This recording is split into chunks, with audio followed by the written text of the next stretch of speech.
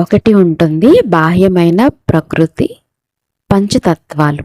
ఈ తత్వాల కంట్రోల్ ఎక్కడో అక్కడ లోపల ఉంది. మన ఆంతరికమైన ప్రకృతి పైన ఎంత గెలిచాను? దీనిని నేచర్ అనండి, లేక స్వభావం అనండి. ఆ స్వభావం పైన గెలవటం, ఎప్పుడైతే ఆంతరిక ప్రకృతి పైన మన గెలుపు ఉంటుందో అప్పుడు మన యొక్క బాహ్య ప్రకృతి పైన గెలవడం కూడా సహజం.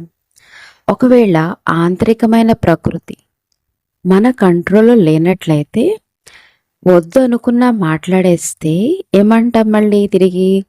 నా స్వభావం, ఏం చేయమంటారు? బాబా అంటారు, బాహ్య ప్రకృతి చాలా దూరం విషయం, అందుకని ఆంతరికమైన ప్రకృతి జీతుగా అవ్వాలి. బాహ్య ప్రకృతి జీతుగా సహజంగా అయిపోతారు, ప్రకృతి దాసిగా అయిపోతుంది. ఇదే మన తపస్సు.